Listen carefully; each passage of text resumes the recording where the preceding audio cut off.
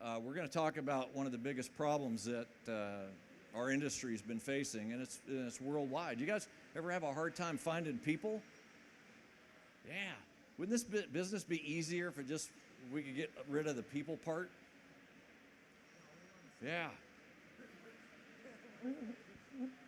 Yeah, if we just get rid of the people part, this would be easy business, you know. But unfortunately, we're relying on these folks, and but you know what? This is not actually a new problem. Did you know that? This problem's been going on for a long time. Even back 2003, you know, I remember I'd sold my body shop, and I'm working for a buddy's body shop. 2003, this body tech, 3 days in a row, hadn't shown up for work. So I'm out there trying to put this bumper on for this guy because I got an angry customer in there, and all I remember is I'm sitting. This shop is hot as hell, and I'm in there, and I got my ratchet, and I'm fighting this stubborn rusty bolt up there. Right? You've done this, yeah. So I'm fighting this stubborn rusty bolt. It's hot as hell, and I'm just kind of daydreaming, you know, about singing with my country music band, Lonesome Road. You know, I wanted to be anywhere else but in there. And I was fed up, I was burnt out on the body shop business. And then I hear over the PA, David, line 1, it's BJ from the band. So the guy from my band, right? He's on the phone. So I pick up the phone, and he says, dude, we got a gig at the Bluebird Cafe in Nashville. And I'm like, no way. The Bluebird's legendary. It's where big stars like Garth Brooks got started. So we go on to play that Bluebird show, and the next thing you know, I'm living in Nashville with my band, my wife, and an angry dog named Harley, and a 5-year-old daughter, right? In the span of 2 years, we go from playing on the biggest stages in country music to broke, playing smoky little honky tonks like Robert's Western World for a lousy cheeseburger and a PBR. That's a Pabst Blue Ribbon for you Canadian beer drinkers. So, you know, I'd made a promise to my wife that if I didn't make something big happen in the music business, well, we'd go back home to Oregon, where we came from. And those 2 years were just about up. So we're playing a set at the world-famous Tootsie's Orchid Lounge. Have you ever been there, anybody? Right here, yeah. Yeah, I played in there. And we're playing a set, and we're on a break, and this slick-looking big shot comes walking up to me. He's got a cigar. And he goes, you see my daughter over there? She's super talented. I'm getting her a record deal, and I want you boys to be her backup band. So for $400 a week each, this guy basically buys my band from under me. So I'm out of the music business, back in the body shop business full time. And then the company I'm working for gets purchased by a giant consolidator. So there I am again. So I became an entrepreneur, right? Helping small business owners like you guys to take on the Mr. Big Shots of the world, to keep the businesses that you love and dominate the competition. We've been pretty successful at this thing, helping shops operationally to grow, to compete against giants. But then this thing happened that everybody started calling the talent shortage, and it's really hard to help people operationally when they just don't have enough people. Can I get an amen, Rick? Yeah, right? So about 2019, have you ever heard of the Collision Industry Conference, CIC? It's like a big, you know, it's a big deal in the United States.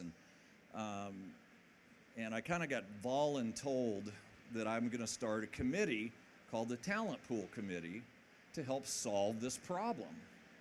And I was pretty excited, right? I get to be a part of something really exciting. And I surrounded myself with some of the brightest minds in the collision industry to help solve this problem, right? We were working with folks at the Collision Repair Education Foundation, ICAR, right? And I had all the smartest people on this committee with me trying to solve this problem.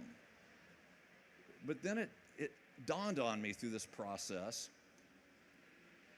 And a new light began to emerge, and it was this: we are trying to work our tails off, trying to get young people into the industry, pushing them into shops that weren't always culturally a good fit for them. You ever thought of it like that? So, what I discovered was that by 2025, that's just, a year or two from now, over 70% of the global population will be millennials and Gen Z workers. In an industry where our average technician age is close to 50, right? So what are we doing as business owners to attract the 70%, the mass majority of the available workforce? What are we going to do different to attract a younger generation of worker? And I thought about this a lot, right? And what we discovered is that we have a cultural problem, right? We have a global societal problem that can only be solved locally by you guys in your businesses. That sounds scary. It's a lot of responsibility. But nobody out there, right? Nobody out here is going to fix this problem for us. We have to do it ourselves. We have to build the kind of businesses that are going to be attractive to new people, right? Not everybody wants to take that kind of personal responsibility because it's easier just to blame society, isn't it? Right? Yeah. So check this out. So a while back, I flew into LAX, right, to meet with a client. His name's Terry, and Terry was there to pick me up. And the minute I get in his car, he starts complaining. He says, "Dave, remember that kid Joey I hired to help write estimates?" I go, "Yeah." He says, "He's been late every day since I've hired him. I should fire his ass, huh?" And I'm like, "Dude, I'm starving. Can we go to In-N-Out Burger on the way over to your shop?" Right? Everybody in LA has to go to In-N-Out, right? So we pull in there, and as usual, there's a line of cars going all the way around the building, so we decided to go in.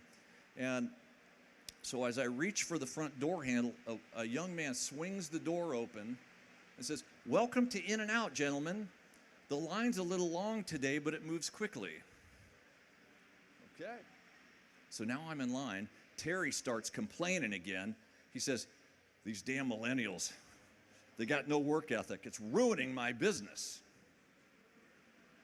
So before you know it, we're at the front of the line where we're greeted by this young woman with a giant welcoming smile. "Welcome to In-N-Out, gentlemen. What can I get you?" Right? So finally, I'm sitting down, and I'm about to enjoy this double-double with fresh-cut French fries, right, and a milkshake, right? I earned this. And then Terry starts in again. He says, "Dave, how many millennials does it take to change a light bulb?" "How many?" He says, "One to hold the bulb and wait for the world to revolve around him." So Terry's a couple years older than I am, so I said, "Terry, how many baby boomers does it take to change a light bulb?" I go, "None, because they're too afraid to change, and they'd rather sit around and talk about how great the old bulb was." So I'm like, "Dude, I get it, right? You have a tough time dealing with the younger generation, and you're not alone, right? But have you been paying attention to what's going on around you right now in this restaurant? I see young, motivated millennials and Gen Z workers with huge smiles on their face, working their tails off to deliver us an exceptional dining experience." I said, "Terry, I think this proves that the younger generation knows how to work hard. They just don't want to work hard for you." I may have lost a client that day, but I gained a valuable realization that if a burger joint can find and retain amazing young people, why can't an auto body shop? So, as I usually do, I get very curious. I start studying outlier businesses. You know what an outlier is? It's a business that defies the status quo. Everybody's over here doing this thing. Well, they're doing something different, usually drastically different. That's what we call an outlier, right? Here's one now. His name's Steve Bozer, and Steve runs a successful operation in Tempe, Arizona. His average technician age is about 35, and it's one of the highest operating shops in our network, right? I mean, look at that one guy. He's still got pimples on his face. Yeah, that's a young crew, right? So businesses like Steve, and I didn't stop there. I visited many other businesses that when you ask them about their talent shortage problem, they go, talent shortage problem? What talent shortage problem? I got all the people I need. I'm like, wow, how do you do that? Right? Because I had this belief, right, that we have a talent shortage. And what these guys are proving is that we don't. We've got bad cultures. We're not allocating the talent that we've got, right? So would you guys like to know how a business like Steve does this? Because there's 5 key elements. There's 5 things that he does different than most businesses that allows him to be what we call magnetic. People want to come to work in his business. Would you guys like to know what those are? Say aye. All right, I need 2 volunteers to pass something out, because this is not one of those passive sit around on my ass training education pieces. I'm going to put you to work, right? So I've got some worksheets for you. I need 2 people to help pass them out, please. Don't be shy.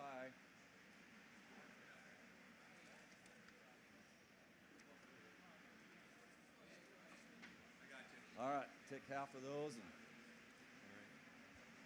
All right, so here's what we're going to do, guys. We're going to have a little fun with this, too. We're going to pass out this worksheet, and we're going to play a little game. Does that sound okay with you? Yeah, we'll have a little fun with this. And it's a game of integrity, meaning that you have to answer these questions honestly, right? It's not like your golf game. There's no gimmies or foot wedgies or any of that nonsense, right? You'd only be deceiving yourself. So here are the 5 key elements of a magnetic business, okay? And what we're going to do is we're going to go through each one of these over the next few minutes, and I want you guys to self-score yourself on how well you're performing these things. Thanks, buddy.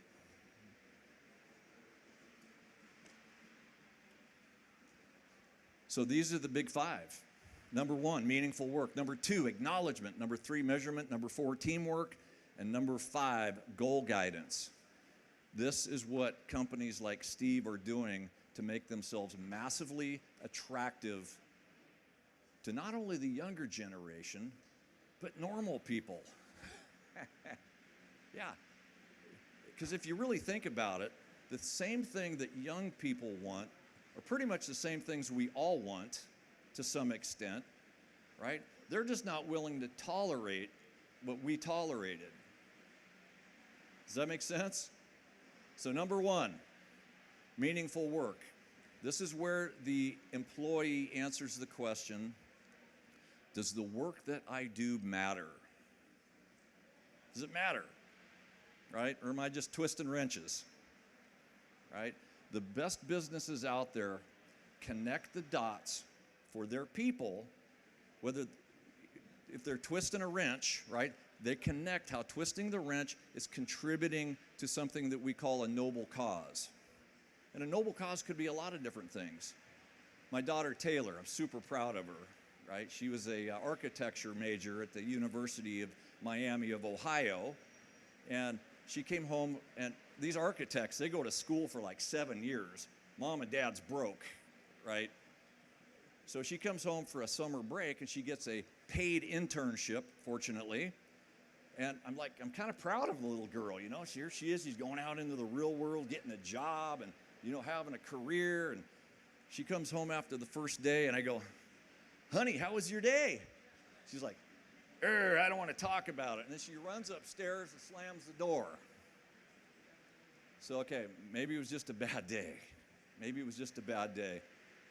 Day 2, she comes home, and I go, I know it had to have been a better day. Honey, how was your day? It's like, It is so boring. And she runs up to her room, slams the door. This goes on all summer long. So eventually, I'm able to tell me what the problem was. So apparently, she was stuck off in a dark corner of the office, and she was given a bunch of like random, meaningless jobs, right? And nobody there was especially friendly. So another year goes by. She comes home and she gets an internship at a different architecture firm in Nashville. And I'm saying, okay, maybe this time it'll be better. She goes to work. She comes home, and she's got a huge smile on her face. Great attitude, great energy. She even offered to do the dishes that night. It's never happened. So she says, Dad, today was amazing. I was put on a team, remember that word, I was put on a team designing the wing of a children's hospital, and today we talked about how whimsical lighting would affect the mood of the patients there. Isn't that great, Dad? Whimsical lighting, huh? So you see, meaningful work can mean a lot of different things. To her, it was making a difference in someone's life, right, by designing something cool. So what is it for you guys? Because it's your jobs as leaders to connect the dots for these employees, right? Whether they're twisting wrenches, writing estimates, sweeping floors, that the work they're doing is contributing to some type of a noble cause. That noble cause could be your commitment as a company to be the best in your market. That's a noble cause. Making a difference in your community, saving the whales, right? Whatever it is for you, it's your job to connect the dots, because that's what people want these days. They want a job that matters. You guys with me so far? So how good of a job do you guys do on a scale of 1 to 5 of making the work that's being performed truly meaningful for your people? So be honest and write down that score. A 1 would be, that's something we never talk about, Dave, right? I pay people good and they just show up and do their job, right?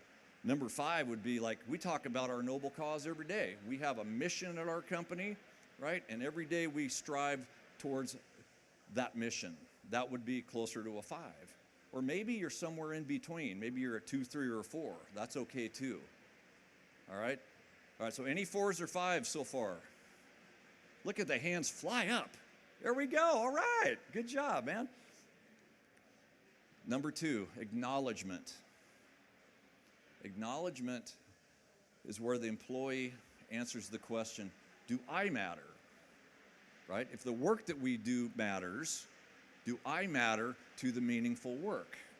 Right?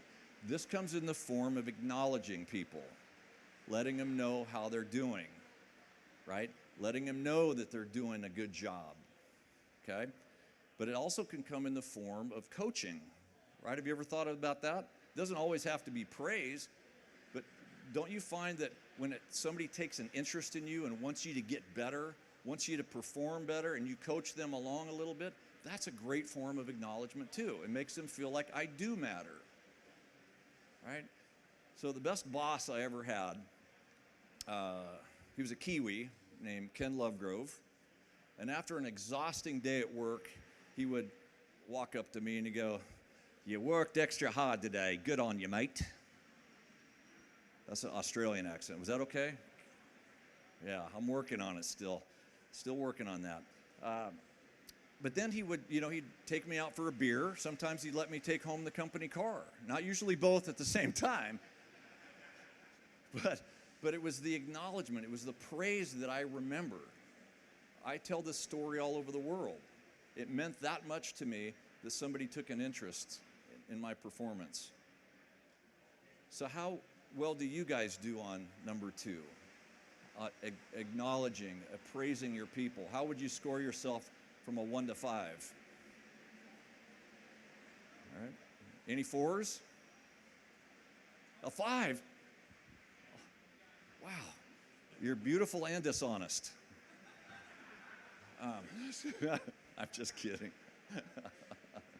All right, that takes us to number 3. Are you ready for number 3? Are you having a good time yet?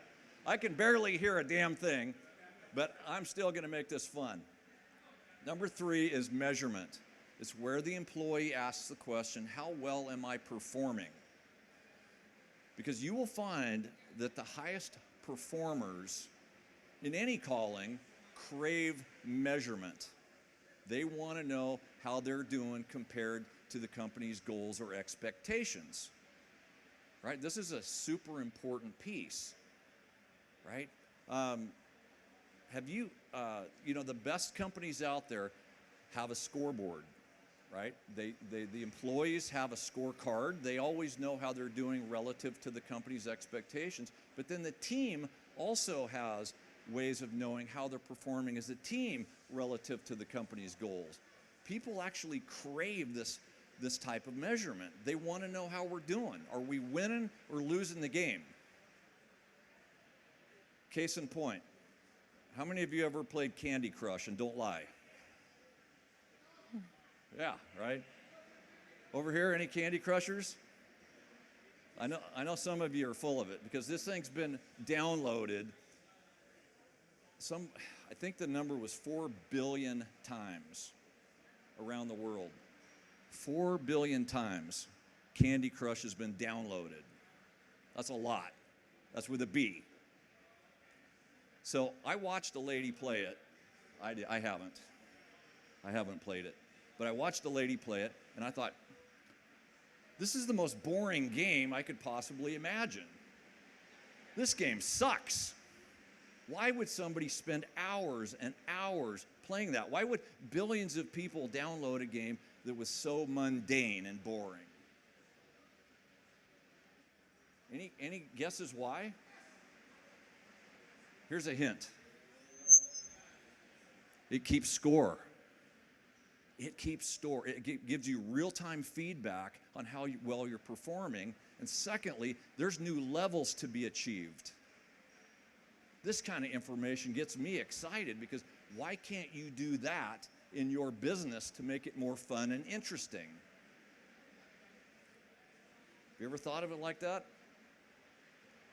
So how would you guys rate yourself on measurement, giving performance feedback in that fashion?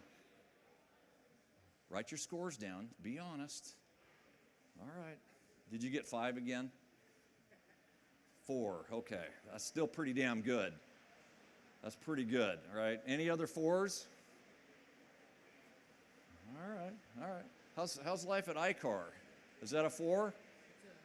A 5? 3.7.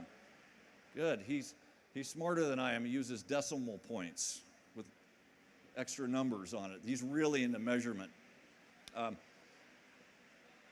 So number 4 is teamwork. This is where the employee asks the question, am I alone in this job or am I part of a team? Remember what was really important to my daughter? Was that she was put on a team, right? There's a mountain of evidence that suggests that the younger generation much prefers to work in a team environment where the team takes ownership over